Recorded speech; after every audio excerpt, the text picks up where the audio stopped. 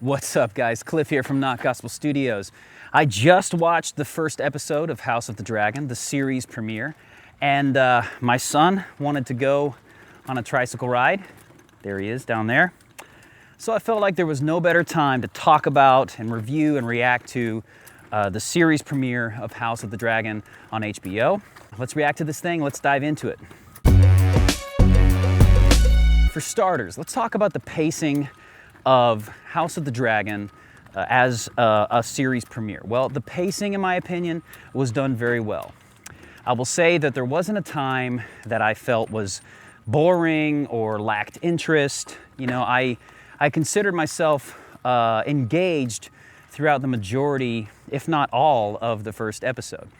I will say there are two, for those of you who care about this sort of thing, there are two HBO'd unnecessary sexual scenes in the first episode. The second one, the brothel scene, could be argued as potentially necessary to the narrative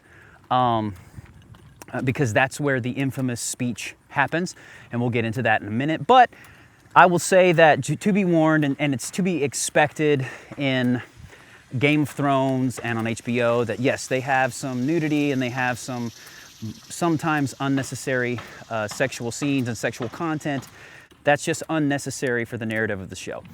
There are two scenes like that. Now, overall, the look and feel of the show. Well, there are dragons from the beginning of the show, so the look and feel is really good in my opinion. The sets, obviously there's a lot of CGI, but like we said, there are dragons from the start of the show, so there's gonna be CGI, and HBO set a precedent with the Game of Thrones series originally with their CGI work. The dragons in that show looked incredibly well done, and I think and I feel like they kept that tradition alive with House of the Dragon. The dragons look really well done. The CGI landscapes look well done, so no complaints at all with the look and feel of the show.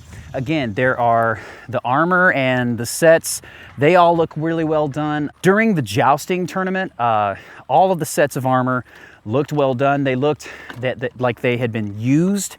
They looked like they'd seen some action, and that's a qualm you have sometimes with these shows and these sets, that everything looks too pristine, nothing looks lived in, none of the rooms look real. And on the contrary, with House of the Dragon, no complaints with the presentation, the look and feel. You feel like you're in Westeros and you feel like it's medieval times, like it should be. The characters. Now this is the part where I'm gonna get some hate from some of you in the comments, and I understand it, and hey, everybody's entitled to their opinion. The characters in the show, in my opinion, are very vanilla. That is where this show falls flat for me versus other shows, particularly Game of Thrones, its predecessor. Let's talk about the main antagonist, Daemon Targaryen. Daemon Targaryen, as an antagonist, he's the king's brother. He is the most vanilla, one-dimensional antagonist you could possibly have positioned in the show. He has one goal and one goal only, and that is the Iron Throne. That's just all there is to it. As a side quest, he likes to visit brothels and likes pissing people off. Imagine if Joffrey Lannister had been written as the main antagonist of the entire show of Game of Thrones. How tiresome and sad that would have gotten. That's kind of how Daemon Targaryen is. In my opinion, you'd absolutely have to be just a despicable person to root for Daemon Targaryen at all.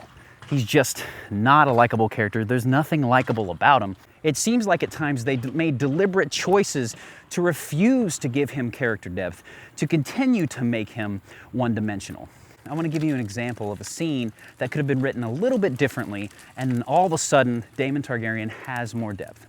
So in the throne room scene, where Daemon Targaryen is being banished from the kingdom, being sent back home to the Vale, there's a moment where he attempts to step forward in his anger at the king for being banished. In this moment, the royal king's guard, they block him from entering. After this, the show makes it where he steps back, walks away, and he leaves King's Landing like a spoiled little hurt little brat. No depth at all. How could that scene have gone differently? How could that scene in the throne room gone differently to where all of a sudden Daemon Targaryen has depth? Well, very simple. The moment he steps towards the throne and the king's guard keep him from advancing. He could have taken his dagger out of his sheath on his side, taken his sword out of its sheath, set them all down on the ground, and stepped towards the king. It would show you the depth and magnitude and importance of his relationship to the king. He could step towards the king, and then you could have the king even kind of grip his sword a little bit more in angst, wondering what's going to happen next. Then Daemon steps forward, grabs the king's hand, kneels down, kisses the ring, tells the king, his brother, how he's failed him over and over. He doesn't ever want to do that again. He will obey his king's wishes, and he will return home, and he'll be available should the king ever need him. What would this do for the character? Well, if you're watching the show, you would wonder if you can believe him, if he could be trusted, if he was lying, or if he genuinely had this love for his brother that was a redeemable quality for this antagonist. Then he starts to become a multi-layered, complex villain, besides just being a vanilla baddie. Before you think I'm judging it too harshly, well, if you're a fan of the show or a fan of the book, think about how the series premiere of Game of Thrones, the original show, how it affected you. In fact, think about that last scene in particular with Jaime Lannister and Cersei Lannister, the infamous scene where he shoves Bran out the window. Now, I was a fan of the books.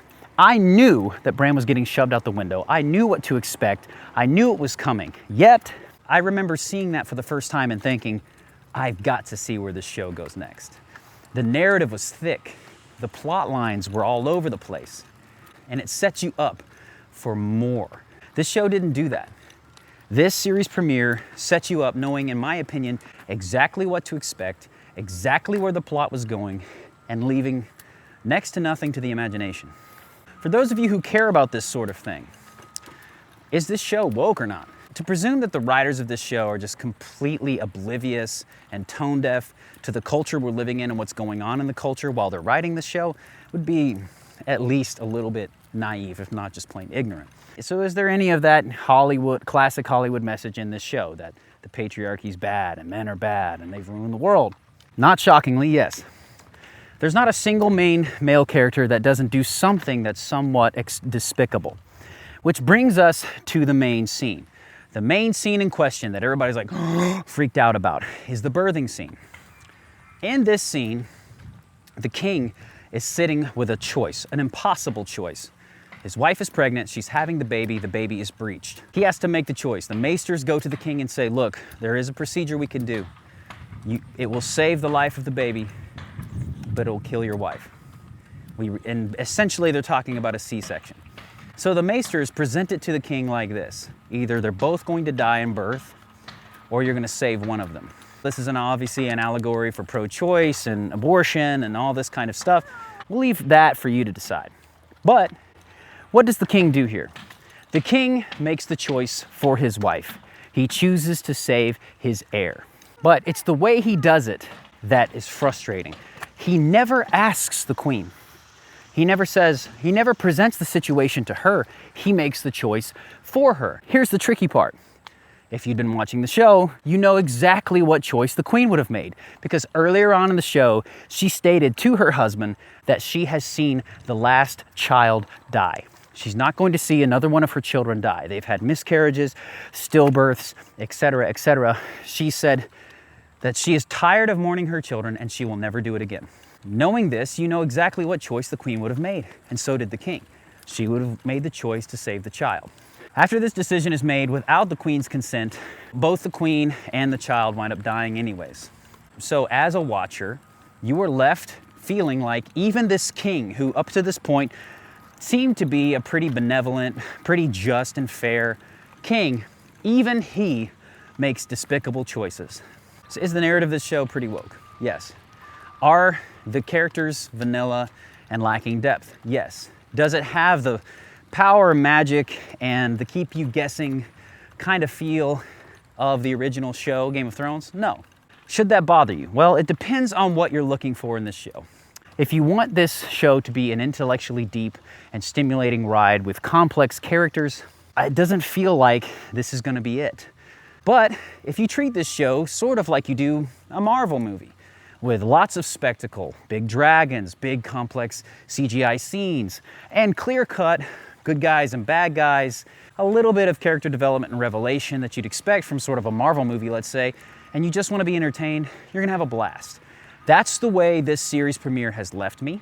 It didn't make me feel any sort of complexity to the characters like the season premiere and the series premiere of Game of Thrones did, but I want to know what you guys think.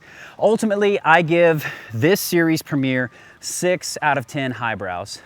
But I want to know what you guys think. Do I think it has potential? Absolutely. There's opportunity for the characters to make some more interesting, complex choices that make us wonder and keep us guessing. But that depends on the writing. But let me know what you guys think. Do you love it? Do you think it's one of the greatest things since sliced bread? Are you one of these people who's like, more Game of Thrones is better than no Game of Thrones? Or do you think it was trash? Let me know what you think in the comments. Don't forget to like, share, comment, and subscribe. Continue to support quality independent content, and as always, keep being awesome, because that's how God made you.